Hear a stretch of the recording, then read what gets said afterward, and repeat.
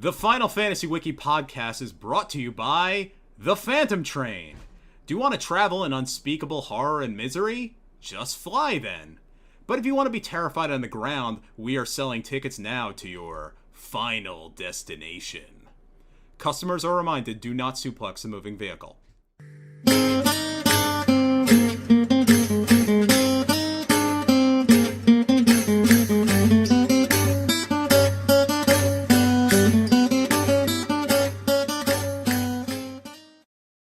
Good evening, welcome to the Final Fantasy Wiki Podcast. This is the official podcast of the Final Fantasy Wiki.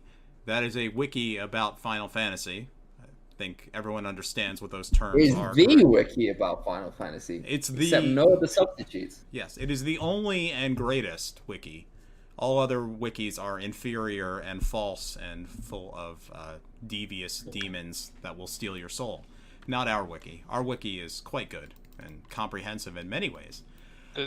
The demons just put really annoying ads on it. Yes. We get a lot of ads. We are now going to be sued by so many people who are like, what are you on about? My wiki doesn't have ghosts in it. Where did this shit come from? Yeah, our wiki is haunted by bad business decisions and the curse of the modern internet and the just terrible, terrible industry based around SEO farming. Yeah. Anyway, my name is BlueHighwind, and I'm your host for tonight's scary episode. Oh, by the way, guys, you need a spooky nickname. I didn't tell you before we started. Shit. Yeah, so so think of one right now.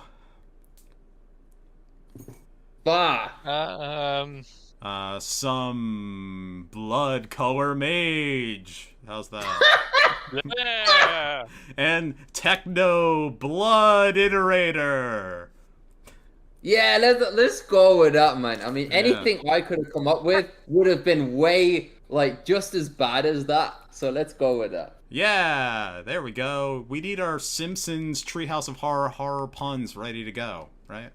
Hey. Yeah. So, this month is kind of an off month as Final Fantasy things go. There wasn't a big release, and there was a bit of news, mostly Final Fantasy XIV, so I'm going to let some BlueHighwind take care of that. We don't need to keep up the horror nickname things. No. We don't need... Blood color. Yeah, blood color. If it's some blood color, what blood colors are there other than red? There's brown, because blood congeals very quickly and turns kind of a ruddy brown. Yeah. I guess. Also blue. So honestly, not much different from usual. Yeah, you can be blue-blooded if you're in the anime Razafon. There's a whole racial thing going on with that. Honestly, with Japanese works that don't want the highest rating, there's a whole rainbow of blood out there that they'll change it to just to make sure they don't get the Z rating. Yeah, they would do that on anime on Toonami and stuff. Sometimes they would have green blood, which was interesting. It was like when Dragon Ball Z was... I just mainly think of Danganronpa, where everyone bleeds Pepto-Bismol. Yeah. Or in Dragon Ball Z's original release, they wouldn't say they'd ever kill anybody. They'd say, "You're going to another dimension," which it's like they do that. They do that in Avatar as well, where it's like, "I'll make sure your destiny ends right there," instead of just saying, "Oh, fuck you up, bitch." They can't say, "I'll kill you." They have to have some euphemism for it. The original NES, Super Nintendo release of Mortal Kombat replaced the blood with sweat. Oh yeah. So I remember which that. is honestly grosser in some ways, but probably more accurate. I did a 5K today and I sweated a lot because it's very humid at the gym because it's 80 degrees today in New Jersey in late October. Yes, which for the non-Americans means 26 degrees. No, it's 30 or something at that point, I think. Right? Yeah, you might be right. Let me look it up. SomeColorMage, you're the smart one here. How much How much F is... Oh, wait. How many C's is 80F?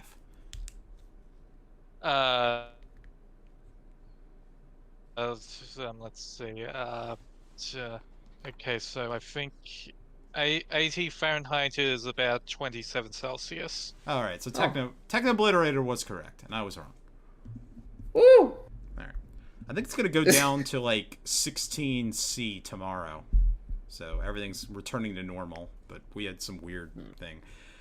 So as you might have noticed, this is not an episode where we have a ton to cover and need to do it very quickly because not a lot happened in the world of Final Fantasy. No, not in the world of Final Fantasy, but in the world of gaming, has been a pretty big month. You know, I haven't played a video game this entire month. Oh, I played the biggest release of this entire month. Alan Wake 2? And yeah, wait, which game? Alan Wake 2. Oh, I didn't play that. I don't know what that is. What? You don't know? Oh yeah, I know Alan Wake. Okay. Yeah, I know it. I haven't played it though. Okay. That's the new Alan Wake game from Remedy Entertainment. You are talking about Marvel's Spider-Man 2, of course, is your big game. I am, which I run the wiki for, and I have just platinumed the game. And you platinumed it is. I've platinumed the game. I've 100%ed it. Yeah, it is very, very good. I'll give it a solid 8.5 out of 10. But you platinumed. Did you experience what did that one tweet say? 19 inches of venom. 19 inches of venom. I didn't get the collector's edition, so no. 19 inches of venom? So there was this thing, right?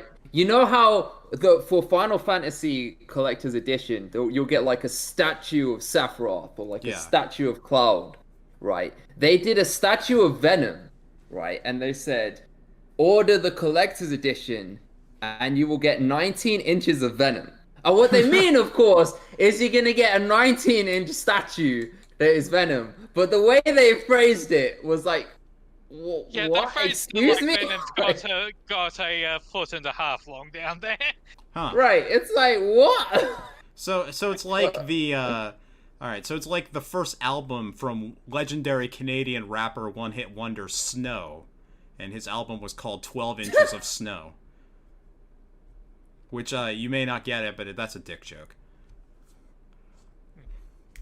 You're a big fan of Canadian reggae from white people, right? From the early 90s? Techno, he has very specific. Yeah, Techno, I believe Snow has surpassed Tupac. Oh. Yes. Oh, maybe. Maybe. I mean, you got me there. Possible. I mean, Tupac, we don't know how many inches, but maybe as few as only 11, which means Snow has one more. Well, most rappers have made like very dubious claims about how many inches they've got. I don't think Tupac was one of those who did. We continue. Yeah. So we continue to. So yeah, to be continued. Yeah. Yeah. Right, so let's hit abort on this conversation and find a new one. No, so here's something interesting on the Spider-Man 2 thing, right? Yes. You know, so as someone who I didn't play Final Fantasy XIV, right? But I wonder if there are some comparisons that can be drawn from the way that people talk about Spider-Man 2 versus how people talk about Final Fantasy XVI. So both of these games, when they released, they were really critically acclaimed to the point where Spider-Man 2 actually has the highest rating of any game by Insomniac Games since Ratchet & Clank Up Your Arsenal, which came out in like 2004. Right, that's the third Ratchet & Clank. That's also a dirty pun. I just figured that out. All the Ratchet and Clank games were. Insomniac's very good at that, it turns out. Okay. Yeah. So this is their highest rated game since then, and when it came out, it was like really, people obviously had their critiques of it, but it was really like critically acclaimed. And then since it released, like I feel like among the fan reception, I don't want to say it's like super divisive because the most quote unquote scathing fan review I ever saw still ended with the caveat of, I still really like it. I still give it 8 out of 10. I'm still really excited for the next one, right? But even still, people had a lot of criticisms of certain decisions that they made with the story, in some cases comparing it unfavorably to the first game, you know. And the first ever Spider-Man game on the Atari 2600. Not that one, but probably. I meant the PS4 one. But to that point, some people have compared this Venom to the PS1 Spider-Man game from fucking ages ago, right? But I think it's interesting because I see a lot of parallels in how this game was received versus how Final Fantasy XVI was received, where there was a lot of hype going into it, and these games were both like critical darlings at the time. But there was definitely some feedback, which still erred on the side of I still like it. But it was a lot more, I guess, there was a lot... I would say, like, the fans don't necessarily agree with the critics on the rating being as high as it was. So, okay, so... you know, as the two people who have played 16, I'd be curious to know what your thoughts would be on that. Like, because, again, I didn't play it. On how discourse around the game changes over the course of its weeks. All right. I do have thoughts on this, which is reviews are not the end-all, be-all of a game's discourse. Literally, a day one review is a consumer... Like, I mean, it serves a few functions, but the main function it serves is consumer... Like, is this actually a good product? Like, it is consumer advice.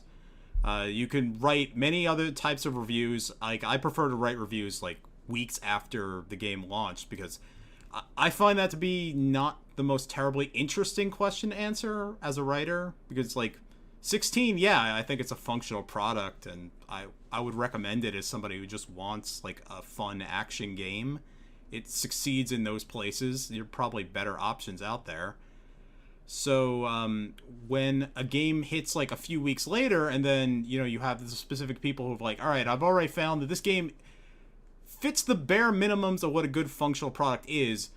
Why do I suddenly feel hollow? And then you start rethinking certain things, and that's interesting. It's kind of the issue of on day one, hype is there.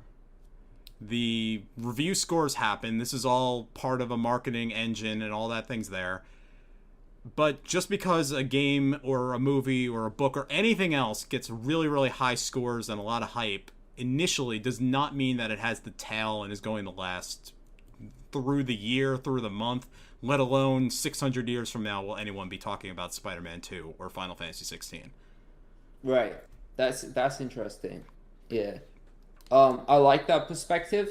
So, I think a good point of comparison on the subject would be, if you think about the most recent new game before that, so I'm not counting 7 Remake, because 7 Remake, I feel like, over time, is still talked about a whole lot, and there's still a huge amount of discourse around it. But if you compare Final Fantasy XV and, for example, Miles Morales, where they almost had the exact opposite story. Final Fantasy XV, when it came out, was talked about a lot and had quite a big impact.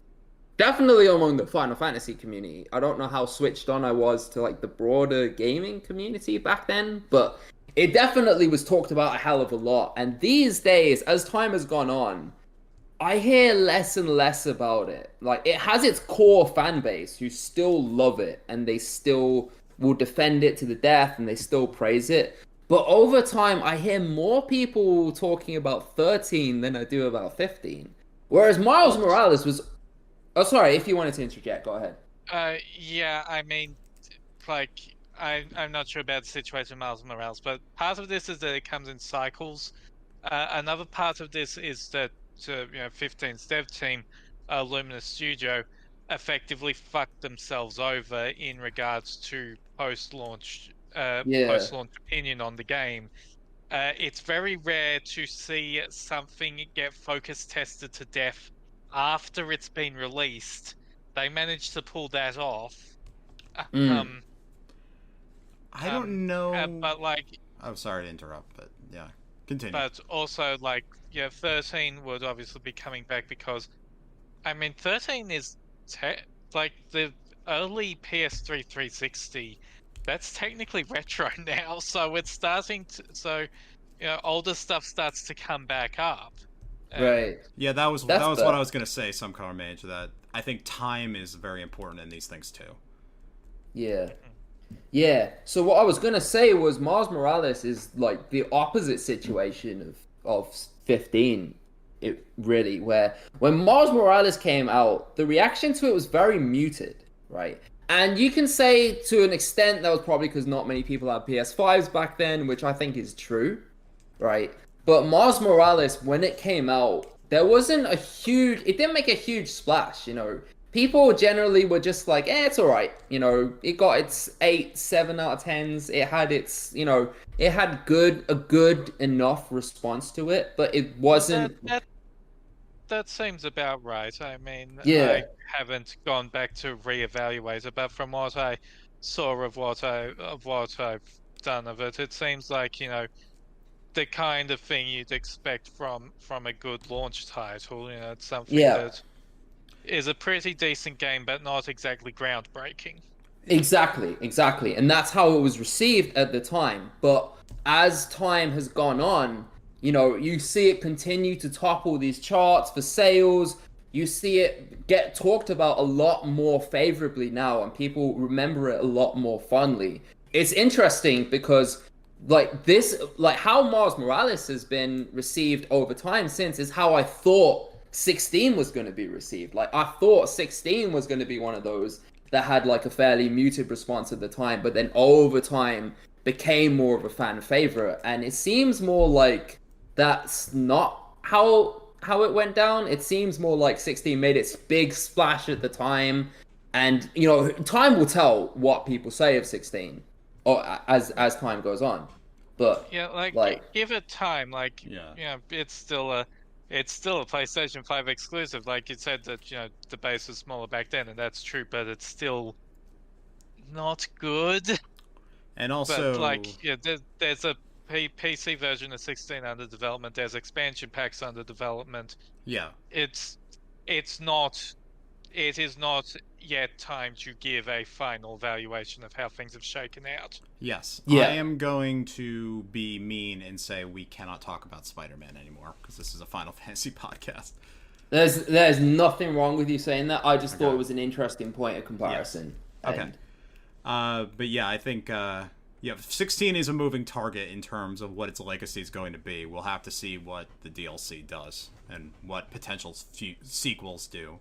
Because I think there's a lot they could do to that game that would make my personal opinion of it increase heavily. Right now, I think of it as a very incomplete product. So, anyway, I think if that does happen, that might be when I pick it up. Like, I'm still of the opinion that I'm probably more likely to pick it up either if there's a massive sale or if it just goes free on PlayStation Plus. Because, I mean, people who listen to the podcast remember I was very bullish on that game. Like, I was very excited leading into it, and ultimately it's when the demo came out was when I was like, oh, I'm really scared I'm not gonna like it. And that's why I've kind of like held off on it a little bit until it dies down a bit before I really give it a fair evaluation. We should do the news. What do you say? We should, yeah. All right, there's not a ton, but SomeColorMage will be able to supply us the big Final Fantasy XIV stuff. I do have some minor 14 stuff, though. So, this is at the beginning of this month. This was a unknown person, but they are the first person to have gotten every single achievement, all 2,000, in Final Fantasy XIV. So, there was a Reddit post that gave, like, a brief description of how much work this would have actually taken. So, it's all 5 ultimate raids, 3 deep dungeons solo, 2,000 hordes from said deep dungeon. They discovered those. Had to have at least... those are random. Those are basically RNG drop treasure from the. Yeah. At least 2,000 successfully completed mentor roulettes. Oh god. 3,000 victories in frontline. Oh god. 1,000 victories in rival wings. Man, the entirety of the time Rival Wings has been up, I've only been able to get into one game. Okay. 1. 5,000 victories in Crystalline Conflict or the Feast. Yeah. The next one is maybe the most crazy one for me. Completed every level quest achievement, which due to time gating takes a minimum of 7 years. What? Yes. How the fuck? I don't know how this works, but yes, it will take you about 7 years. How the fuck does someone pull this shit off? It took them a decade. Like, Fully I mean, I clear- guess the game has existed for that long. Like, Yeah. now I think about it. But still, like, imagine dedicating that much of your free time to this video game. Yeah. Like, killed 5,000 rank S marks and at least 10,000 rank A marks and obtained every hunt mount. And all Firmament Diadem achievements, including 500,000 Skyward Score. That's a tough alliteration there. As every, I don't know what this is, Pertonodon mount. And did all the fishing bonuses and caught every fish. And then the Reddit post also mentions, and so much more. So this is a simply bonkers thing that this person has achieved. oh yeah, that is insane. So that's kind of the one big news I have.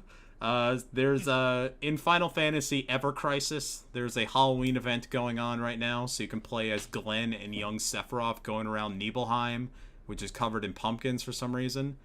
And I didn't follow the plot very well, but they go down to the Shinra mansion and go into the library, which I would think Makes breaks sense. the timeline of Final Fantasy VII, but I don't care about this game enough to have watched those cutscenes.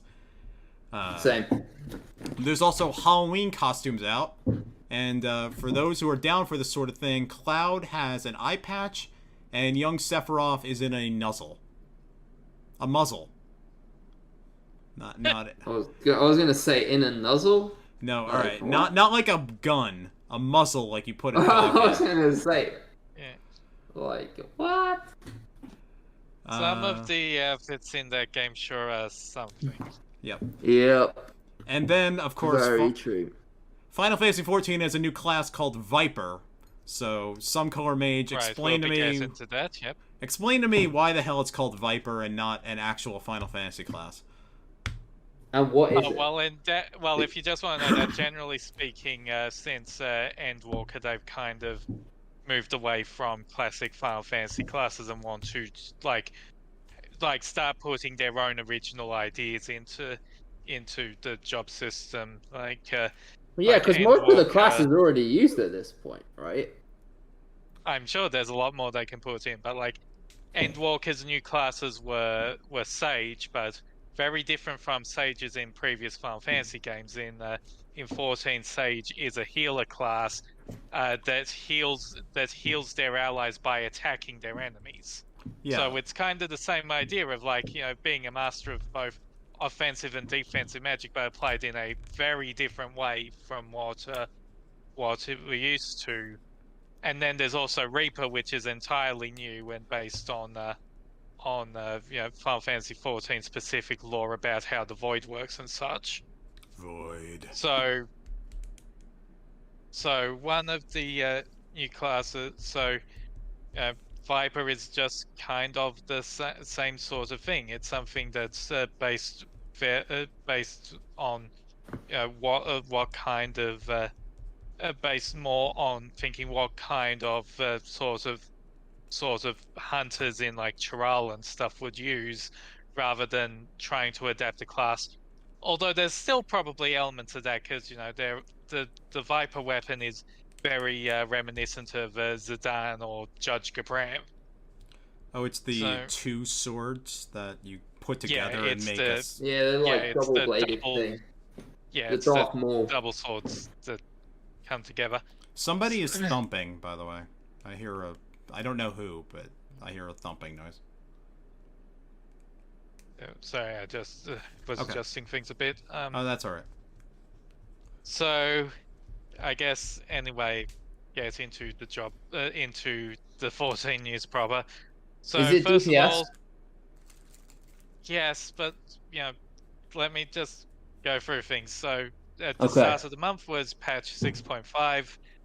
We beat up Zeromus. The story arc that's been going on throughout the Endwalker patches has all been neatly wrapped up. People are calling it filler now, but like, you could say that about stuff that happened during Heavensward patches and stuff. And then, hey, 3-4 years later, that is actually critically important to the main story. Who could have guessed? It's like they planned this out years in advance or something. Hmm. I don't believe them. They're winging it. Yeah. So anyway, last week or so, last week, we had the London Fan Fest. So Yeah. so this is the second of the of this this expansion's press cycle. So the last one will be in Tokyo in January. So standard FanFest stuff. We got an extended trailer. According to the word from people on the scene, the two biggest cheers in the trailer. The second biggest was when a squirrel appeared, and the biggest was this scene. Estinien got a fight scene, and the monster causes a tidal wave, and Estinien gets very wet, and you bet there was a hell of a lot of cheering then. Okay. Yep. What was the squirrel? Is that the Final Fantasy V enemy? Yeah, it's a nutkin. Okay. Yeah, that motherfucker. Hated those bastards. So anyway, Yoshida comes onto stage, and he is there cosplaying as one of the new jobs, the Viper. They just posted that in the podcast chat. Why are they just called pirates? Who knows? So anyway, talked about the job. Kind of the intention is to have a second job that uses the ninja's armor set, because ninja has a very specific niche stat-wise, which means that they had armor that was separate from every other job in the game. Makes sense. Yeah. Well, why not just call it a thief then? Don't they have a thief? Because Ninja and Thief are the same job in 14. Oh, of course, I'm stupid. Makes sense. Ninja starts as rogue and becomes ninja at 30. Right. Makes sense. Yeah. So anyway, the idea, like, we haven't seen a lot of it. It sounds kind of like a very standard melee job in 14, which is that basically you spend 2 minutes building up as much of your big damage mode as possible and let it all out. Although maybe they've changed the 2-minute thing in Dawn Trail, who knows. There is one more job planned. That is the one that the Teenage Mutant Ninja Turtles shirt is referring to. It's probably Green Mage based on the ending of patch 6.5. See, I would have thought Turtle or Ninja or Teenager, not Green of all those things. What was green magic in Final Fantasy XII again? That was like time magic, right? It was status stuff mostly. Okay. Yeah, like green magic also they changed it between the Zodiac and the original version, so some of the spells got moved around. And that's never been in any other game, just 12. I mean, it's probably been in like Tactics, Advanced, whatever. Yeah, like whatever. The thing that makes it most likely Green Mage is that the ending has a little visual hint that is very much a Tactics. Which one is it? A2 reference? Yeah. Oh, okay. Yeah. Oh, it I is. figured it would be one of the Ivalice games, one of the niche ones. Yeah. Oh, so this is like Protect and Shell and Oil. Oh, and Reverse. The best spell in Final Fantasy XII. Yeah, so it's probably going to be something fairly different because this other job is also a DPS, so like, maybe it'll do something a bit different, but it will still have a focus on doing damage. Is there still that problem where like DPS has to wait like half an hour to get into a dungeon, and then tanks and healers can get in immediately because no one wants to play those? Isn't that an Overwatch 2 problem? in Well, 14. well, sort of, but for story dungeons it doesn't matter anymore because Trust now, the duty support now extends through the entirety of the main story. Oh, okay. There's definitely an Overwatch problem. The queue, Yeah. the role queues, which is why I don't play Overwatch anymore. Yeah. Mhm.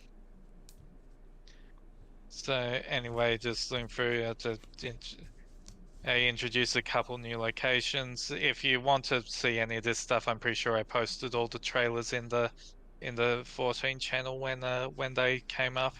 Oh, sorry. Editorial note. I said reverse earlier is the best spell. I meant bubble. Bubble is the best spell in 12. That doubles your HP. Yeah, both are excellent.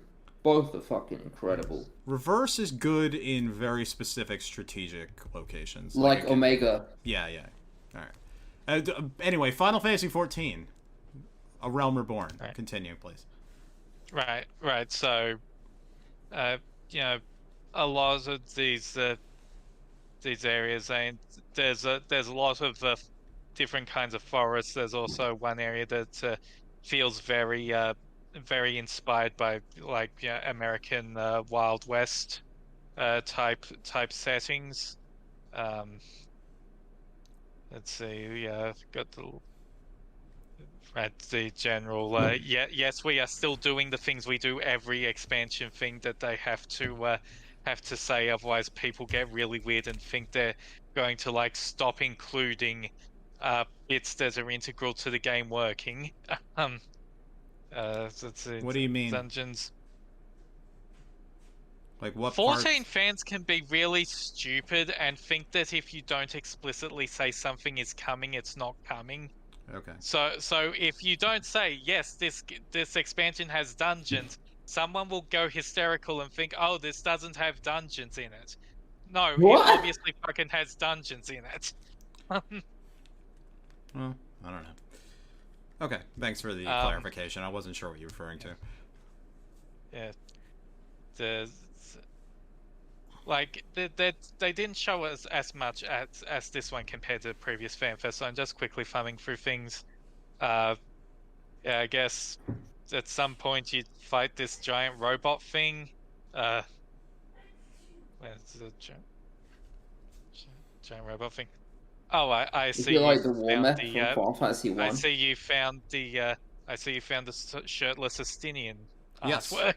Well, that's from like 3 years ago, where there was a news report that Estinien that's bathes. during COVID. Yeah. Yeah. And then they made that canon during 6.4. Like you walk in on Estinien and he's doing his shirtless push-ups. One arm push-ups too, which are very, very difficult. I can't do one of those. Yeah. Yes, they are. Yeah, they're so fucking hard. I can barely do a regular push-up, to be honest, but I can do clap push-ups easy, but one-arm push-ups? Fuck that. Wait, what is this that you've posted, SomeColorMage's giant robot? That is apparently one of the fights in Dawn Trail. Okay, that looks cool as hell. That was also fun, yeah. yeah. Speaking of Rosifon, that looks like a monster they would have fought in Rosifon. So they announced one of the 2 raids for the expansion, the 24-man raid, Echoes of Vana'diel. It's a Final Fantasy XI crossover story. Oh wait, nobody can see the picture we're describing. So we should actually say what this thing is. I guess I'll do it then. It's a gold and purple giant monster with kind of like a female face at the top. It kind of looks like a weapon from Final Fantasy VII with a very large arm that I think is some sort of laser thing, and there's electricity on it. Yeah. So there you go. Now everyone's caught up. Right. So yes, there's a Final Fantasy XI crossover storyline happening. They also announced Dawn Trail is going to have a 3rd new job. It is something along the same vein of BlueHighwind, so it's not going to be available at the launch of the expansion. and also it's not something you can play the story with. It's something that has like a skill learning system that is so orthogonal to the rest of the game they can't let you do the main content with it and stuff like that. They were very secretive of what it is, although the way they're acting, they know everyone's expecting it to be Beastmaster. Let's see. So Is that everything we got? right, they talked about the graphical update a bit. For some reason, during the keynote itself, they like focused on player character chins, which was a really weird thing to focus on when, like, afterwards they had a panel about environment team and stuff, and they showed a bunch of the changes they've been working on, which are so much more impressive. Are chins the new hot fetish of 2023? Maybe. Is this like how Final Fantasy XIII made everyone really into armpits for a while? Like, people get really gross about weird stuff. Yeah. Right. And then, talked about some administrative stuff, for the very last parts of Endwalker. So, there's going to be the final story update in January. Shortly after that, the Xbox version of the game is going to launch. Starting on Halloween is the Fall Guys event. Wait, fucking hell. Wait, are Fall Guys going into 14 or are 14 going into Fall Guys? The part where 14 was in Fall Guys ended like a month ago. This is the Fall Guys in 14. Like, they've added, they're adding Fall Guys obstacle courses to the game, and you can win some of the absolute worst pieces of equipment I have ever seen in this damn game. Alright, I gotta look up what these pieces. Oh, there we go. Okay, yeah, those are just Final Fantasy XIV people wearing like big coats or big sweatshirts with Fall Guys faces on them, and absent context, that face kind of looks like the first angel from Evangelion. It's kind of creepy. Okay. And also, sometime before Dawn Trail, Naoki Yoshida, the producer of Final Fantasy XIV, has said before that he needs to talk with Naoki Yoshida, the producer of Final Fantasy XVI, about the potential of a crossover event. That is happening. There's there'll be a fight against 16 Ifrit. There's you get Clive's outfit. There's the Torgal mount and the Torgal minion. Okay. And, actually, let me just grab the picture of this stuff, because... I hope it's baby Torgal can be your minion. Oh, yeah. All right, you get both. You get adult and baby. Yeah. Okay. And I think that's a male Vieira dressed like Clive. So a lot of thirst things are combining into one thing here. Yeah. There's also they're testing moving their upgrading their servers to using cloud storage, which there'll be a beta for that in late November where people can just create a character on those servers that are already end game ready and just fuck around, try to break it. Okay. I have to ask you, SomeColorMage, what does that actually mean, cloud storage, in terms of Final Fantasy XIV? Does that just mean they're moving their servers to Amazon systems or Google systems versus their own? Pretty much. It's it's basically better scalability, because it makes sense in our industry. It's so hard to have your own servers. It's really fucking difficult to do. Even though there's a lot of strategic benefits to doing it, it's just so much easier to scale when you're using a third party. Yeah, and they have been over Endwalker, they have expanded every single physical data center. Like, there comes a point where like you just gotta think of what's easier to do. Yeah. I just want to clap back against people who use like tech terms as if they're magic. It's like, we're going on the cloud now. It's like that has a specific meaning, and it's working with specific people. It's not just like, oh, well, there's Cloud Strife up in heaven who's saving all your data. No, it's working with specific things. And maybe... No, Cloud Strife is literally up in heaven saving your data. Didn't you know? Yeah, exactly. Didn't you realize? He's too busy working on Rebirth. Yeah. Okay.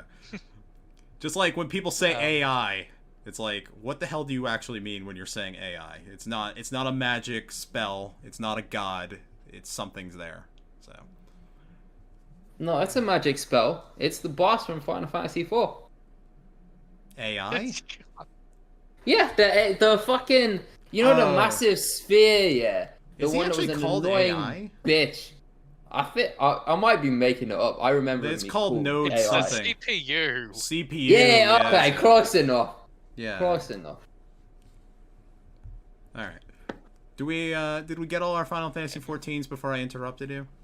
Yeah, I think that was all of the FanFest announcements. I'm just going through the other stuff to see if they announced anything.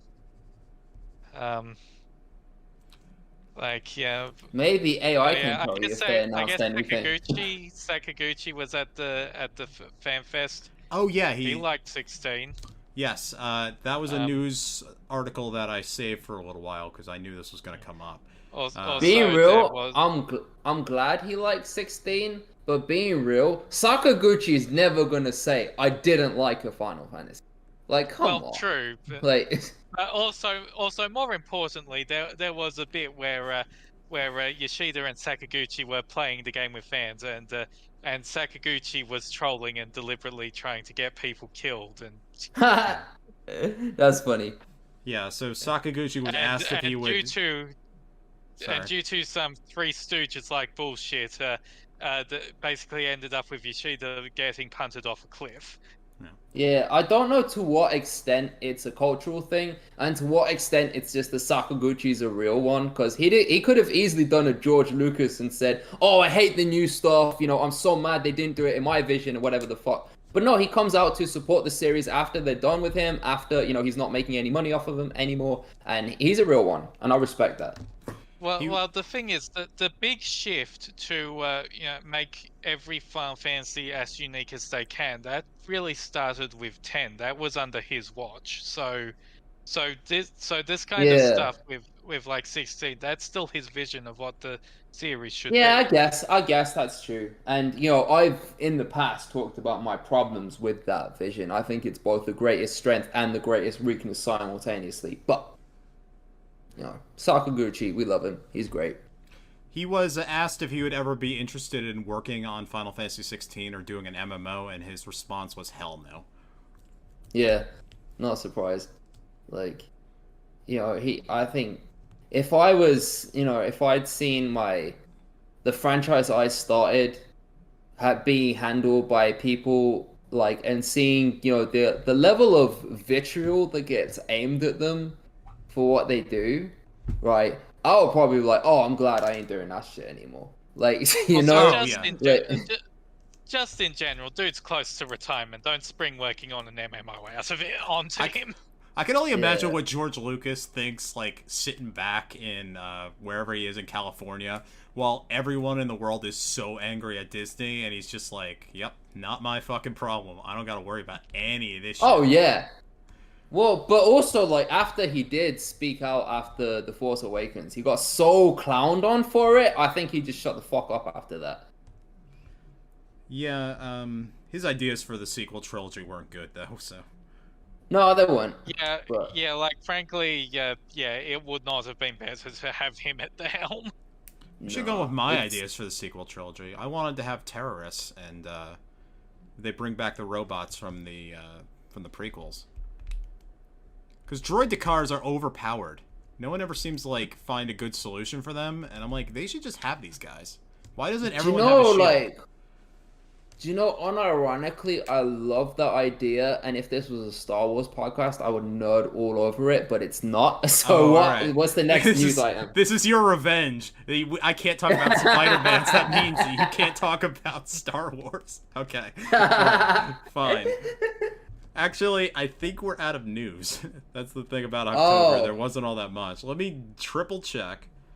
Was there no, the only thing I can think of is that we had this one, fan event, which was, I think, the 7 Rebirth, the voice actors, they went... Oh yeah, the Matthew Mercer thing. Right. Yeah, and it was well, first of all, it was confirmed that Matthew Mercer is Vincent. That's nice, good choice. Right. And the other thing was, Matthew Mercer has done what? He's Vincent. He's what? In Rebirth, yeah. He's Vincent. Oh, sorry. Your accent's getting me. He's Vincent Valentine. Sorry. Yes, that's correct. Okay. He's Vincent Valentine. Yeah. All right. And also the voice actors, they went not fully cosplaying their characters, but dressing somewhat like them, which I thought was pretty cool, this voice cast never ceases to disappoint, frankly. Them and Clive's voice actor as well. He's really engaged with the fans, and he's just a really stand-up guy. So, whoever at Square Enix, they forgot how to cast after Final Fantasy XII, right? But they've clearly remembered how to cast, and the new guys are really knock it out of the park. Okay, so I guess that's all the news then. We can find something else to talk about just so that this podcast isn't 45 minutes long. So, you want to go? Let's just have a topic. What do we think? Okay. What's a good topic? All right, it's October, so it's spooky times. Now, yep. Final Fantasy is not a horror series. It is a YA fantasy series. But, that doesn't mean it hasn't had horror elements in the past. Vincent Valentine, speaking of, he had what's as close to a Final Fantasy horror game as possible with, of course, the legendary Final Fantasy VII: Dirge of Cerberus for the PlayStation 2. Yeah. We can talk about that joke of a game. We can talk about that joke of a game, because that features a werewolf, it has a vampire lady.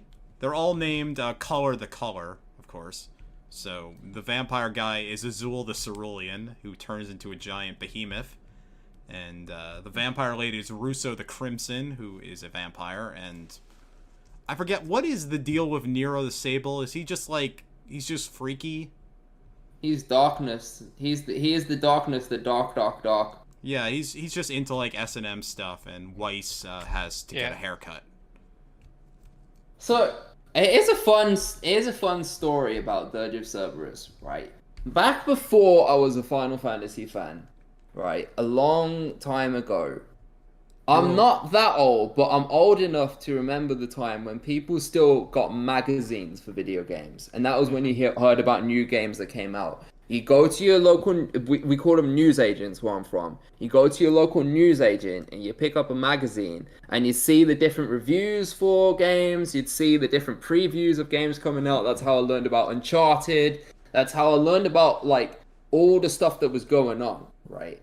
And the first time I ever saw a Final Fantasy game, it wasn't 7, it wasn't 12, but there's this feature in one magazine I read. I don't remember what it was called. It might have been the official PlayStation magazine. No idea. But this is one feature called Why Didn't Anyone Buy This Game, right? And they would go through a bunch of different games in the past that have been complete duds.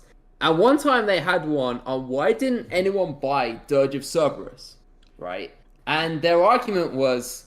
and I remember it because I hadn't played Final Fantasy VII yet, but they said something along the lines of, one of the things people loved about Final Fantasy VII was that everyone loved every single character in the game, except Vincent Valentine, who was a boring vampire motherfucker. Wait, and it's funny because, well, it's not true, first of all, because it's funny, since playing Final Fantasy VII, I look back on that and I think, hold on a minute, people love Vincent, A, and B, the one people don't like is Kate Sith, right? Which, that's another piece of October news. They confirmed that you pronounce it Kate Sith, but wait, what? They pronounce They it. It's not. They pronounce it Kate KC. Yes. It turns out Reeve is a filthy unionist. Wait. Yeah. Wait. So it's not Katshi or whatever the actual Irish Gaelic pronunciation is. It's just Kate Sith. No, it's not. It's Kate Sith. We're supposed to pronounce it Kate Sith. They confirmed that. It's something that is really annoying because the Japanese pronunciation is as close as it can get to Gaelic. Because it's Ketoshi. Yeah. And then we got to hear, and then fucking Square throws this out into the void of Elon Musk's extra site for Nazi pedophiles, and then all hell breaks loose because Americans can't face themselves to understand that there are other countries that use Latin type character sets. Yeah. Yeah, so it was interesting. But anyway, yeah. So I remember reading that, and it was like this scathing review of a Final Fantasy game that I just never heard of. And since then, I've obviously played all the games. I haven't gone back and played Dirge of Cerberus because I have a mix of people telling me it's horrible, I shouldn't touch it, it's the worst thing ever. And some people are saying like, oh, it's not as bad as people say it is. I've heard some people who kind of defend that game. But Dirge of Cerberus came out at a time in the mid-2000s when all of a sudden every video game had to be edgy as fuck, right? And this was basically after Naughty Dog have talked about this, actually. It's the reason we have Uncharted and The Last of Us, is because basically when they made Jak and Daxter, the first one, it was more of a light-hearted platformer type game. And the reason they changed Jak 2 to be a much darker game and suddenly have this kind of GTA twist on it was what had happened was all of a sudden after GTA 3 came out, they were focus testing these 8-year-olds or something that should have been the target demographic for a Jak and Daxter, who were coming in and they were saying yeah, I really enjoyed the game. It was a lot of fun. I think my little brother would like it. These were 8-year-olds. Okay. These were the exact right age you'd expect to be playing that game, but they're not interested in this thing that looks too kiddie for them. So all of a sudden, everyone had to be edgy as fuck. That's why you get Shadow the Hedgehog, which was dreadful.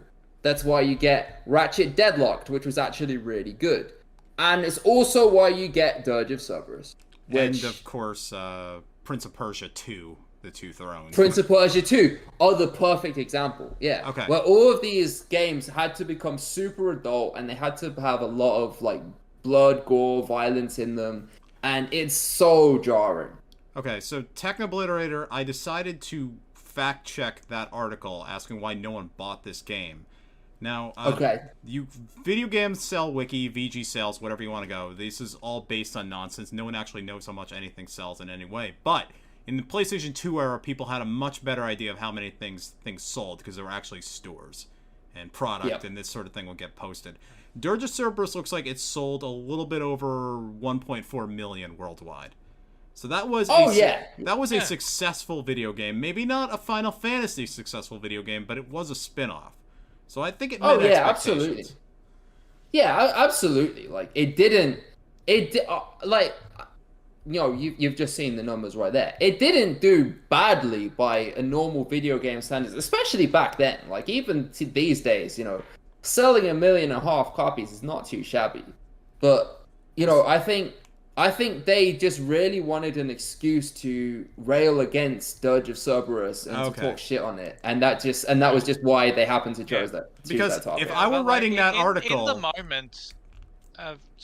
moment, all that stuff was successful. You also brought up, Shadow the Hedgehog as one of the examples of that kind of edgy stuff, and really, opinion didn't really turn on that until after, the other big Sonic fuck-ups of the era, after 2006. Well, I was gonna say, if anything, if I were writing that article, I'd be like, why the hell did 1.4 million people buy this terrible game? Right. And I think Shadow the Hedgehog got clowned on when it came out.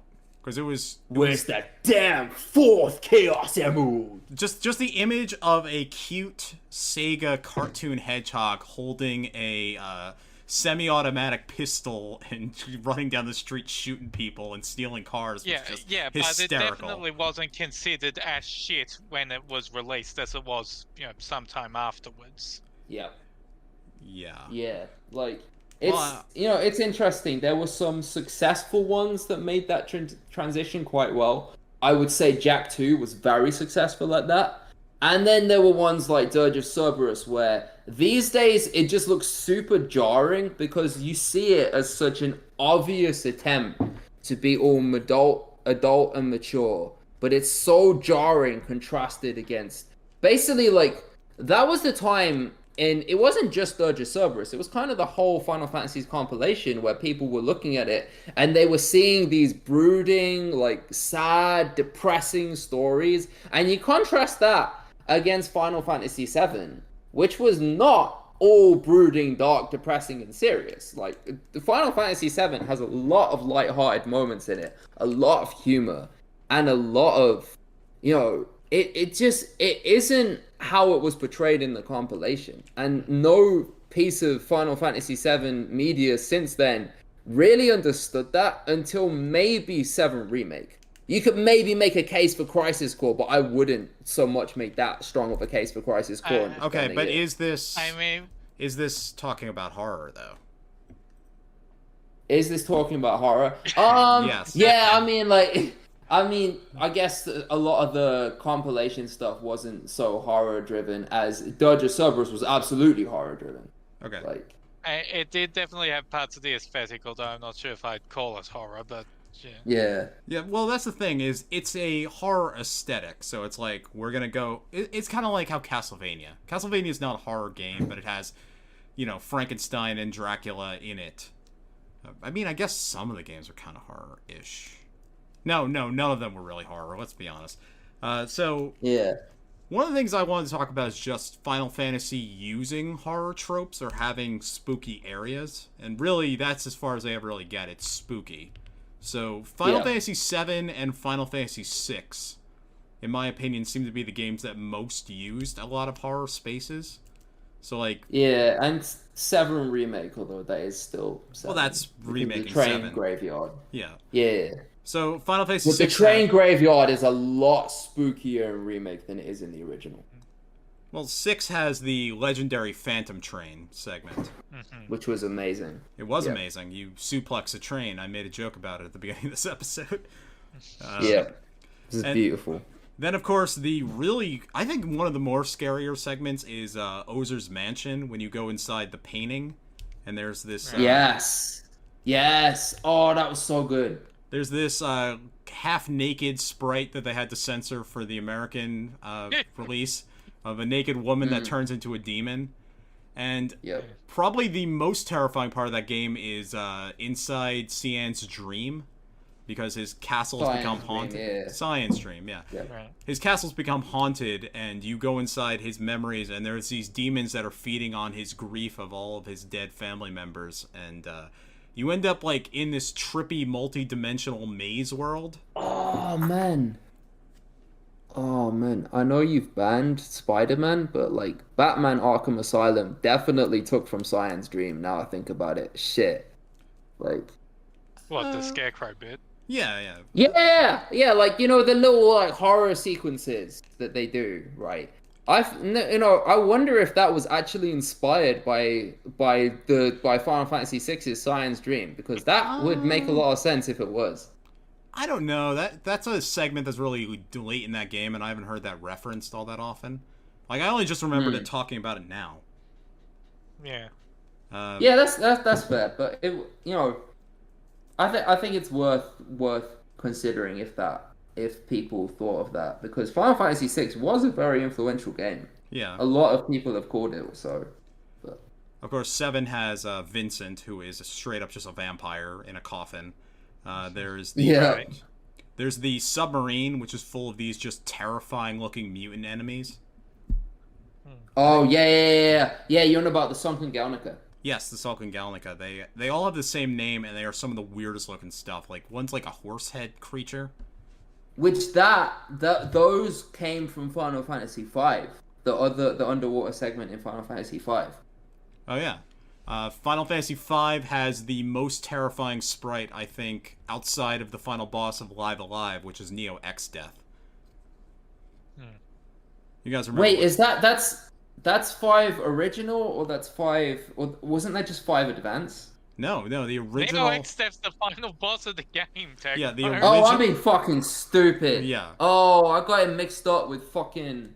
You're thinking what's of his name? Yuno, the original demon. And that motherfucker. Yeah, Yeah, so, shit. Okay. So Yuno was a dark demon that they buried or sealed inside of a tree, and the tree comes to life in like almost Evil Dead rules, except he's now also a cackling, very pompous villain.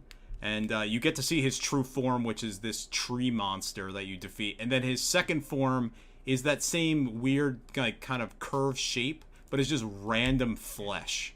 It is the monsters that they all sealed in him have been like sort of allowed to run loose because his original form's being eaten away by the void. Yeah, the void itself, very spooky concept, very Lovecraftian influence. Final Fantasy VIII has the segment that is just straight up, we're gonna have Alien for a while. Also, Final Fantasy VIII does have Phantom Train, and they call it Doom Train. And he's even spookier looking in that one. Yeah, and Zell can't suplex him, which sucks. Zell's not in that game, though. Oh, wait, no. Yeah, Zell is in that game, though. Yeah. He's not going to suplex him because he's a good guy. Sorry, I got Sabin and Zell mixed up because muscly blonde dudes are all the same to me. Cardinal sin. That's a cardinal sin among monk fans like me. Yeah.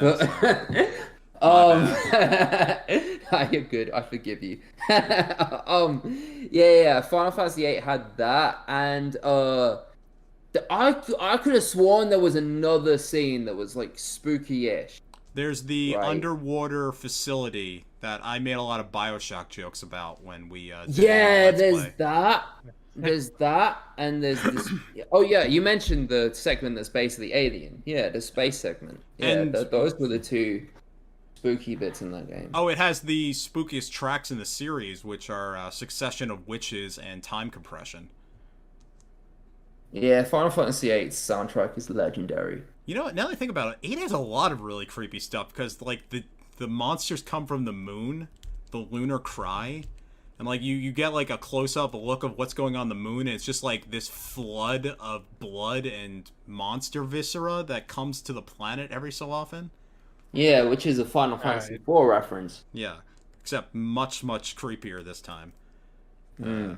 And Faceless And it has Squall. faceless... Yeah, I was just about to say that, that's right.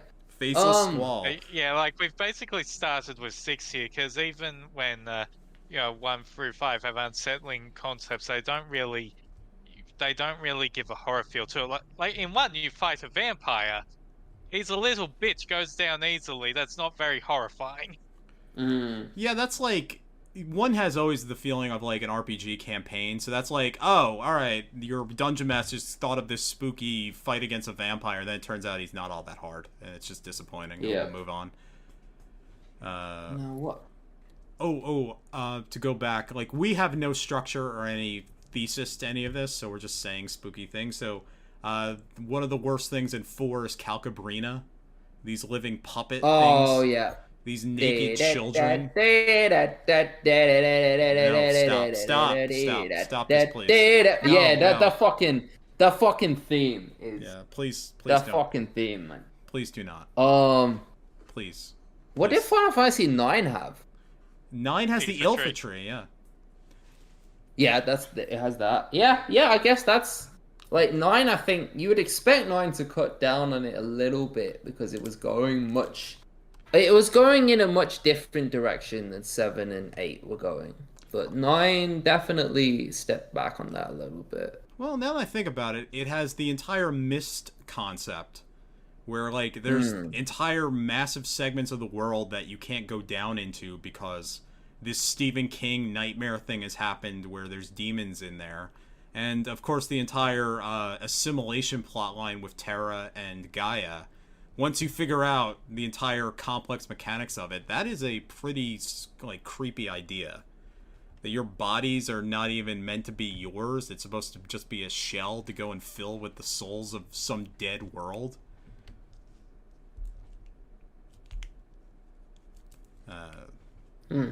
Final Fantasy X, I think, blew it. I can't think of anything scary from 10.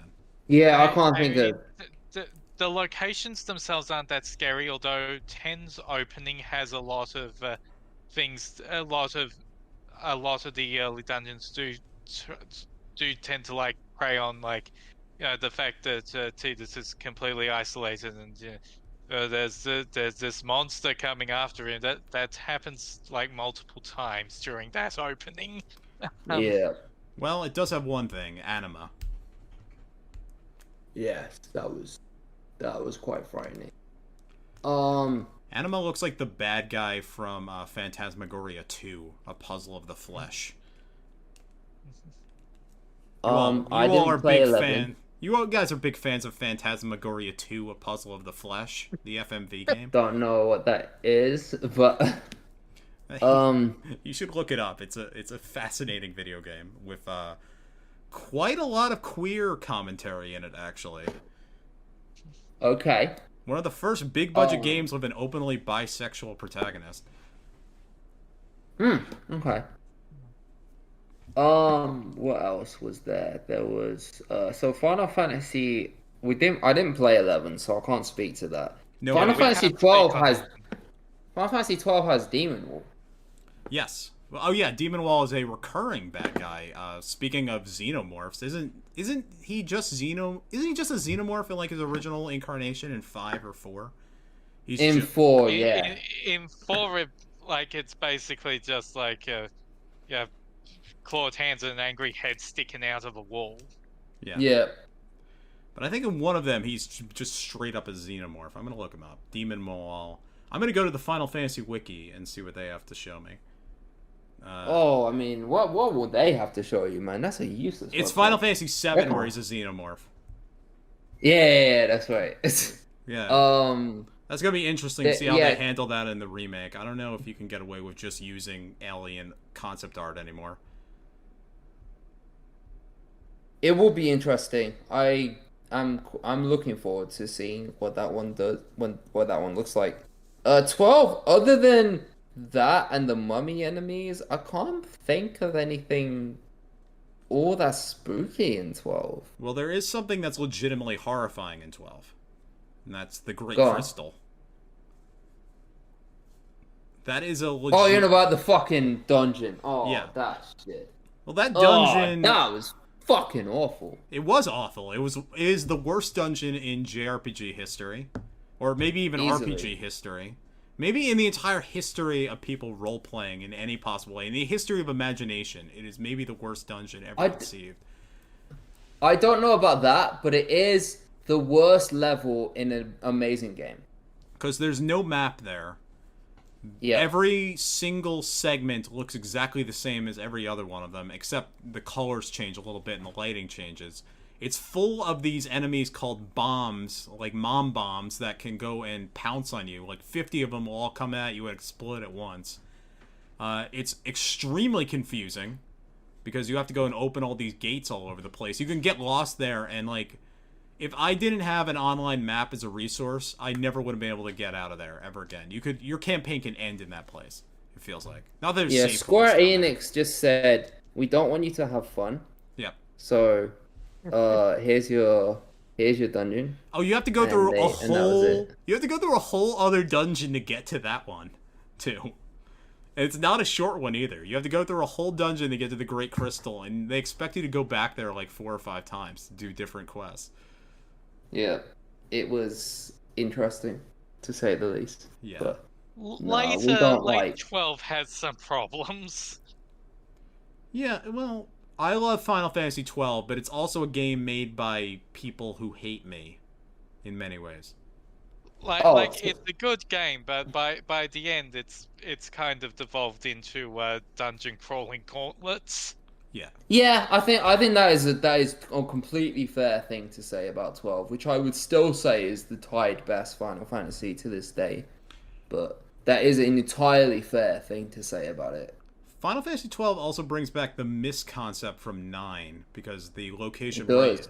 right in front of the Great Crystal, I forget what that's called, the something That woods, was the the Fey Woods. first.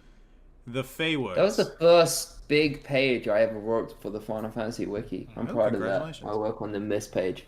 The Fey Woods has a really interesting lighting effect where you'll get all these optical illusions while you're walking around. And sometimes, like, the optical illusions will even reflect back your menu, which kind of has, like, this Hideo Kojima, like, what the hell is going on at this point? The mist can see the things that aren't supposed to be diegetic.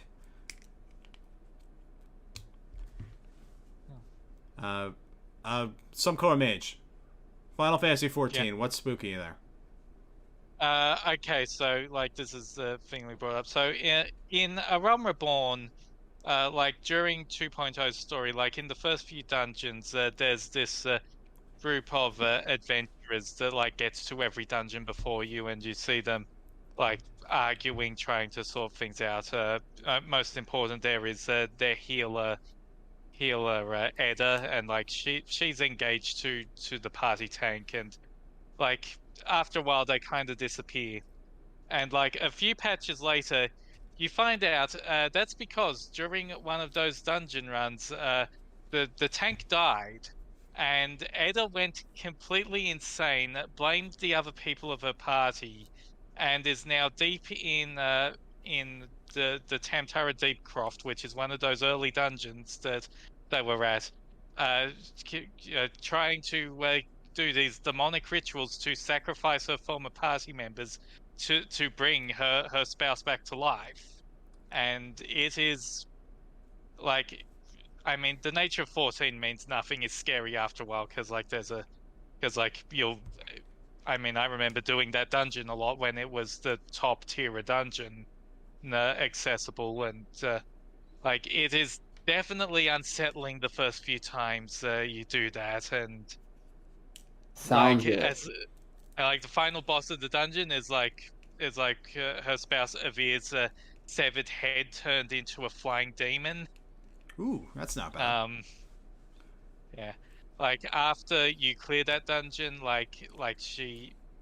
she falls off the platform and dies, and like from then on, like there was like this low chance that at nighttime, if you were in one of the main cities, you could see her ghost just standing around the area. Like you couldn't interact with her or anything; she's just there. And like they eventually revisit that plot thread in Heavensward. You mentioned the first deep dungeon, and like the deep dungeons, and like the first one of those is basically just this giant crypt where you fight a bunch of undead, and like some of them are characters from earlier in the story that have been killed off and such. And like Edda is the first major antagonist of that, and like you clear that, you finally manage to put her soul to rest and such, and there is a lot of unsettling stuff about this. And I just also want to know, because I was looking through the wiki trying to remember which dungeon this was, because it was one of the early dungeons, but I couldn't remember which. And like I found the correct dungeon page, and like where and like this place's name in Japanese, it is the Tragedy Mausoleum Tamtara Graveyard. That's It's not bad. That's good.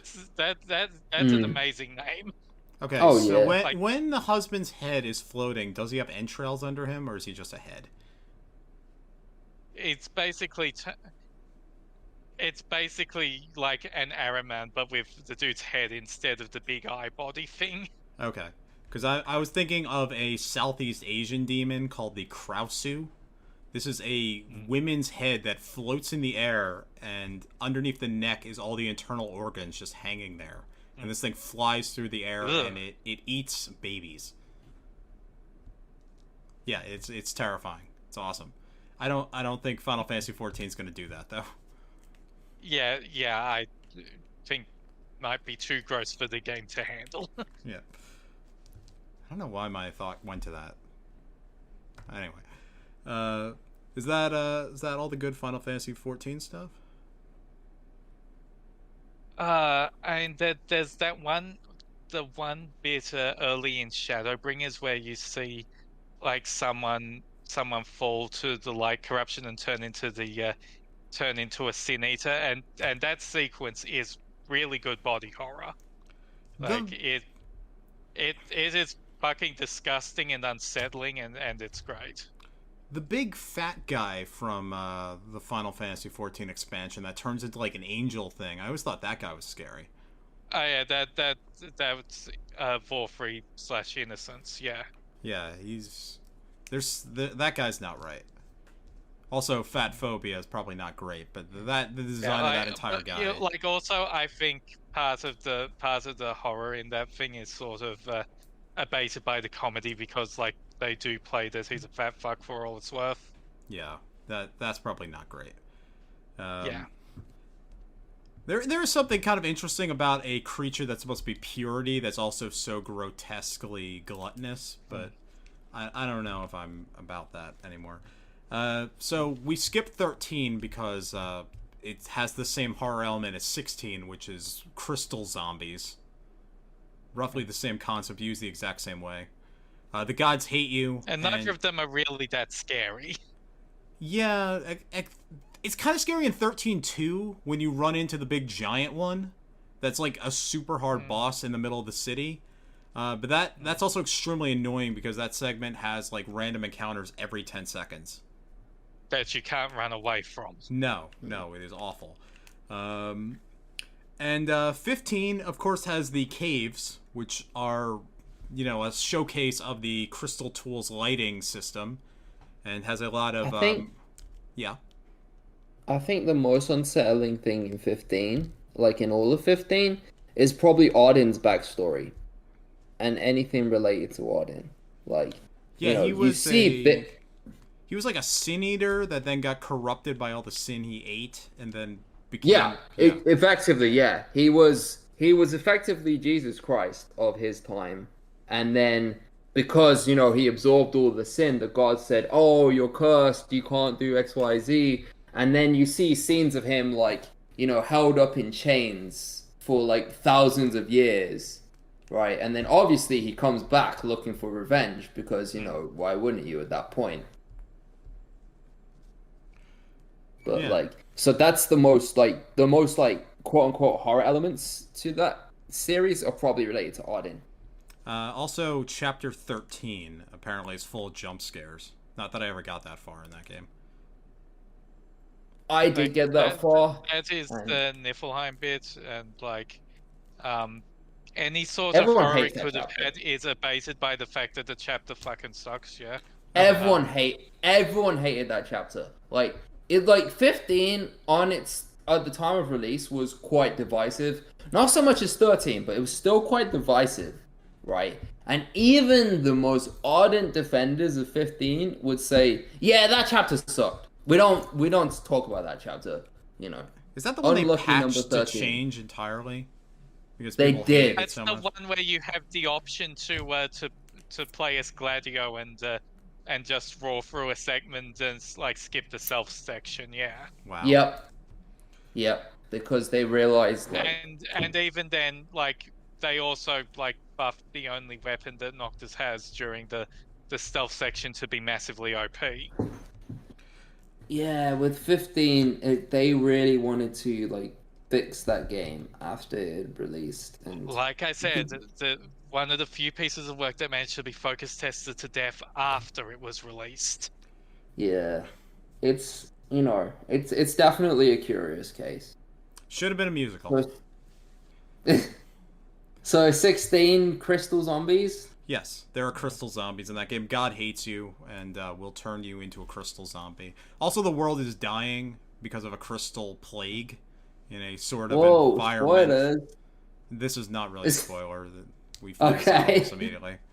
I'm God Okay. hating you Yeah, is a it- spoiler, it- but not really a spoiler for this genre. SomeColorMage? Like the 14 16 crossover is going to be so fun when Clive arrives on Ephirus and realizes that like the main method of transportation across the world is just like zipping between giant magic crystals. He's like, I Clive's have gonna to. lose his fucking mind. I want to see him like swinging his sword, trying to break him. I have to shatter these. I hate these fucking things. What other games we have to cover? Tactics has that scene when you fight Jabba the Hutt. With a Oogie Boogie with a mouth. Yeah. Well, that's another game where Jesus is evil, because Saint Jorah is actually the Antichrist, and the Christ at the same time. Yeah, Antichrist. That's right. Antichrist and Christ. What a fascinating concept. Also, the entire airship graveyard, the final dungeon of that game, is just full of spooky things. I have a question that I want to Yeah. ask related to that, but it should probably be off the podcast, so I'll ask after the podcast. Okay. Yeah. I am thinking of something almost like a thesis. So bear with my mind working right now. So, Okay. RPGs, like role-playing games, the games we love to play, are, they are combat systems that are meant to simulate stories. That's what makes them interesting, Right. is how, the actual plot can be reflected in the combat, or, sometimes combat will devolve into a story scene and all that sort of stuff. This is something 16 does not do well, because it just cannot tell plot in its combat, because every combat encounter is exactly the same. Another problem with 13, actually. But trying to do horror in an RPG is a particularly difficult concept, especially the way they do with Final Fantasy, because, resource limitations are not a thing in these games. And they really try not to do that. And that's sort of the core to many horror games, is like, you have 6 bullets and you have to kill 5 zombies, so you better not miss. Yeah. The Last of Us. So there actually was a very famous horror RPG called, what was it called on the NES? Sweet Home. Which I've never played, but I understand that one has permadeath and things like that. So that's the sort of thing that if you want to go and simulate horror in an RPG segment, you'd have to do something like that. And just having one level in a Final Fantasy game sort of can't work unless you really restrict how the game is played, which is why I think the most effective horror segment in all of Final Fantasy might actually be the Ragnarok in Final Fantasy VIII, where you have all those aliens. And you have, you only have 2 characters, and I think, what's the restriction there? There was some weird thing about how you have to play. I forget what it is. Well, I just remember using... It's like that you had to, like, take them out in pairs, or they could come back. like, revive themselves. Yes. That was it. So No, it's sort I of a remember it puzzle. now, and you're right. You're right, yeah. I was gonna give a different answer, but now your answer is correct. Thank you, SomeColorMage, because I was never going to remember what exactly was weird about it, but you have to kill, like, orange and orange at the same time. Yeah. And a lot of people did it where they did Renoa's limit break, which means they would have to keep Renoa at, like, really low health. So a lot of people like made the game dangerous for themselves just so that Renoa could spam Meteor. And that's how they got through that segment. Those enemies were legitimately tough for the level they were at. Oh yeah. Unless you're completely 100%. cheesing the game like, BlueHighwind here did. Yeah. I think I did have a game over. Yes, go on. I do agree with you on your central point. Like, the genre is made in such a way that the only way you can really have an effective horror thing is to either change the rules to make that segment different from the rest of the game, or just go with it for the whole game. And, like, that's definitely a possible route. I think the modern example would be the Fear and Hunger series, horror RPGs that seem to sell that quite well. Mm-hmm. But yeah, it's hard to just have a horror moment in an RPG just as full. Yeah. Well, so my answer was actually gonna be the train graveyard from Final Fantasy VII Remake, where I legit remember playing through that and being super unsettled. And that's, I think it's because the voice actors were selling it super well, but how, you would have, like, the little like whooshing sound occasionally come on when there was like text being shown up, and it legit like that was the only time I've ever been like reasonably on edge. But you know, like you were saying, as soon as you get into a fight, there's nothing remotely terrifying about it whatsoever because you're as strong and powerful as anything. The other problem with 7 Remake's Ghosts is that I find that, you know, the time ghosts more unsettling than the ghosts. Yeah, well that too, right? But in the case of the Train Graveyard, I feel like, you know, I still to this day will say that 7 Remake was an overall fantastic game. But the Train Graveyard seems like they were like, we have this level in the original, so we may as well expand on it. But I don't see any like point to it, because the only time Train Graveyard has ever been lore relevant in any capacity was actually in a novel they released, right? Train Graveyard is completely irrelevant, and they did nothing in 7 Remake to make it more relevant. It was just, well, they go here, and this is a level in the first game, so we may as well add XYZ to it. But it didn't feel like anything they added to it was consequential. Yeah, shove the mayor of backstory in there and call it a day. Well, it's like, that's what, you know, 90s RPGs would do. It's like, we're going to go and experiment in every single genre we can. Live Alive's like one of the best examples of this, which also has an alien segment. It's like, all right, we're going to have cowboys and horror at one point, and that's what 7 does. Oh, yeah. Live Alive's horror segment does work fairly well for, like, that compartmentalized reason, because, yeah, Live Alive is basically 8 different games in one. Also, Techno, if 7 Remakes horror specifically freaks you out, like the Train Graveyard, the way they did it, I would look into a lot of J-horror movies from the early 2000s. Like The Grudge or Cairo. I can't do horror. Like, you know, I'm very squeamish about horror. I suck at it. Like, so I wouldn't say it freaked me out, but it was the only time I ever felt like, oh shit, what's gonna pop out of this, you know? But then, of course, as soon as something does pop out, you destroy it in like 3 seconds, because the game doesn't make you any weaker, and you're still just as powerful as anything, and the enemies aren't that strong.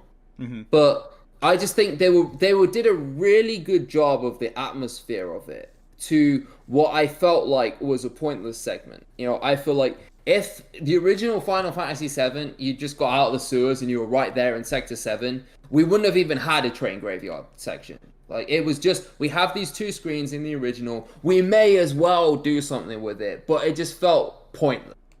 Let's make a random encounter a boss, because it's a ghost.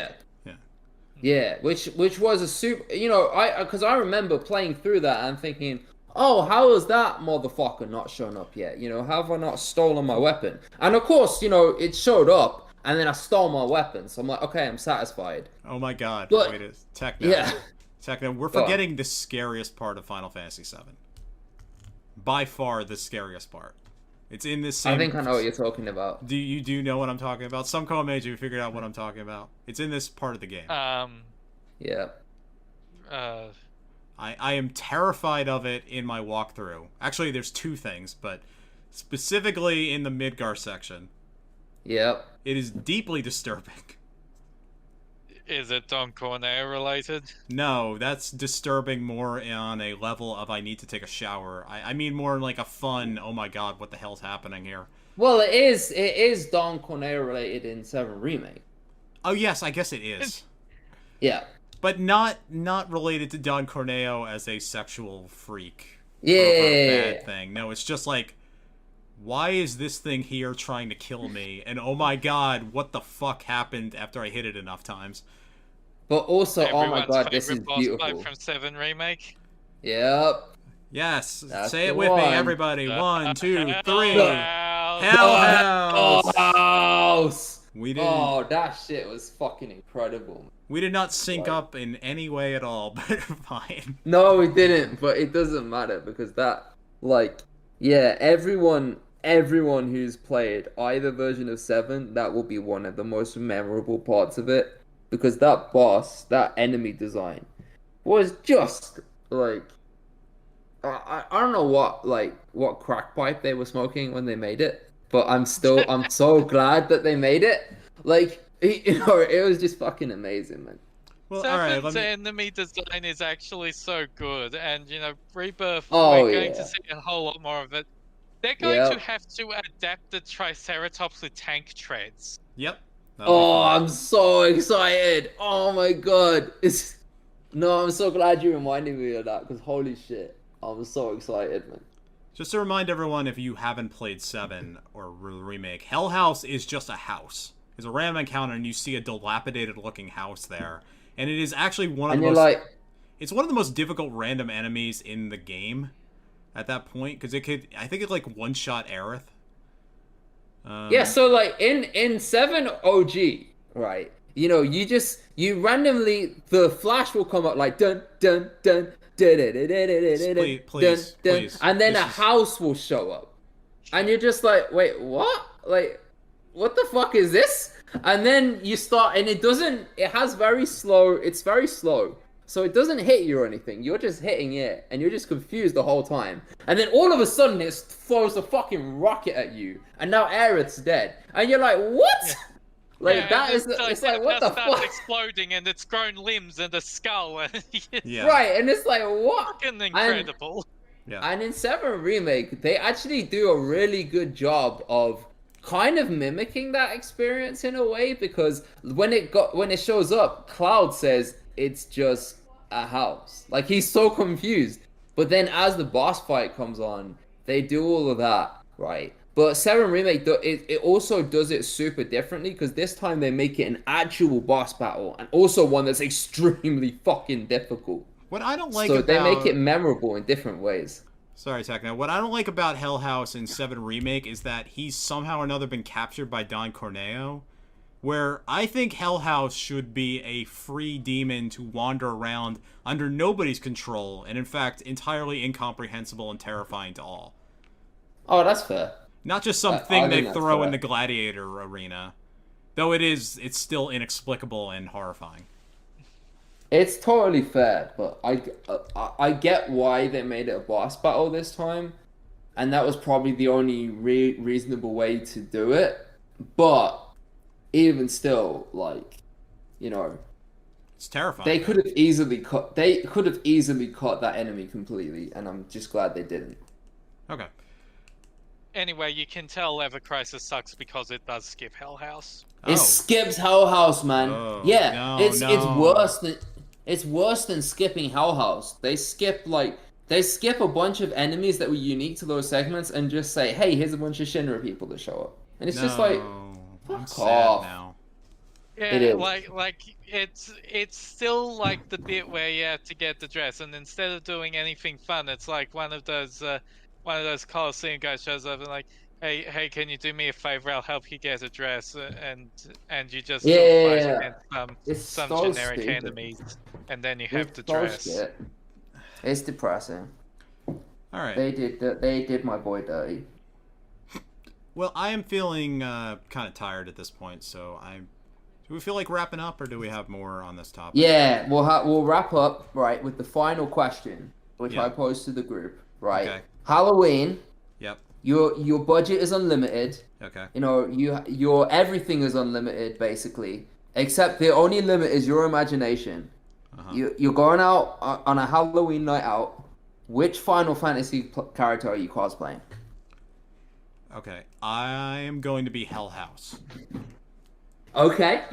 Obviously, this is highly impractical if it's a party in a house, because I will be as large as the house itself, and thus will not be able to walk around to get drinks or mingle or eat chips. But it is the most terrifying thing I can think of. Yep. Totally fair. All right. SomeColorMage. Well, let's see. Hell House is already taken. So I gotta think of what else is scary and very impractical to dress up as. You don't need to be impractical. Just maybe you could think of something that could serve actual practical purposes.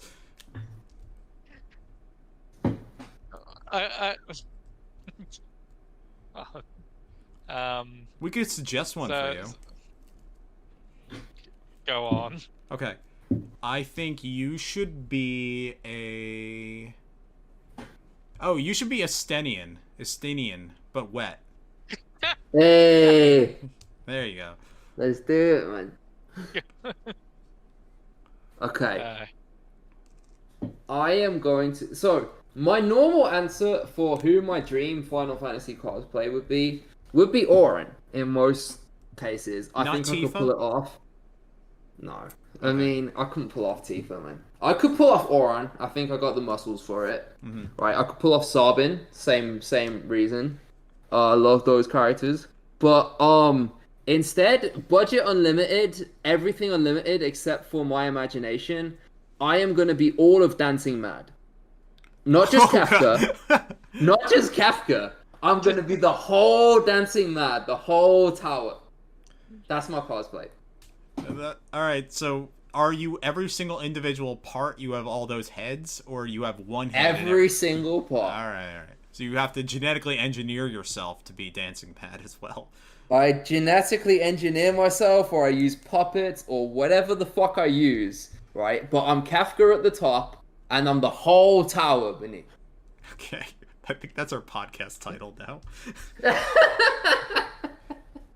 Alright. Okay. I'm gonna make a note of that, and I think we should probably, we could wrap up there. Next month will be November, and we'll come up with something.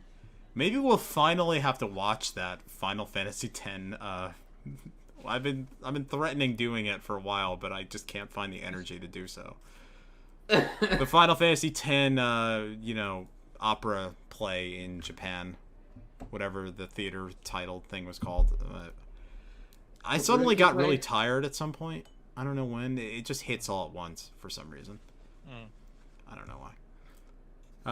So, Kabuki. The Final Fantasy X Kabuki theater thing. Right. Yeah, that's the one. It's 3.5 hours long. We have to find the time. It's hard to do when everyone's in their 30s or in techno. I mean, if you can watch an NFL game, you can watch a Kabuki theater game. They're about the same length. Speaking of horror, the Denver Broncos. Jesus Christ. All right. So the Cowboys too, man. No, what are you talking about? The Cowboys are like 4-2, right? Well, yeah, I mean something like that. But like our game against the 69ers was fucking embarrassing. The 49ers, whatever the fuck they're called. I haven't been following the sport that long. Yeah, the San Francisco guys, they fucking battered us. Yeah, you got beaten by one of the best teams in the league. The Broncos very nearly lost to the Bears and did lose to the Jets. And did lose to the Raiders. And did lose to the Commanders. So, yeah, they're going to play the Chiefs tomorrow and hopefully will not be beaten for the 17th straight time by their division rivals. Alright, so the Final Fantasy Wiki Podcast is, the podcast that we work on. How do I end these things again? You talk about La Montana de los Caballos or something, right? Oh, yeah. So, the wiki music is La Montanos de los Caballeros Jovenes. De los Caballeros Jovenes. Yes. Which is by XPRTNovice off the OC Remix Balance and Ruin soundtrack. Thank you for letting us use your music. You can find this wiki at finalfantasy.fandom.com. Yes! Okay. Boom. Yeah. This show is hosted by BlueHighwind and produced by BlueHighwind. Any sound quality issues, you can go and bring them to your nearest sewer grate. Just scream your complaints into the sewer grate. I will get them, and I will understand and apologize. All right. Okay. So, that's my welcome to Night Vale joke for you, to go and end this podcast. Thank you all. I'm going to go to sleep.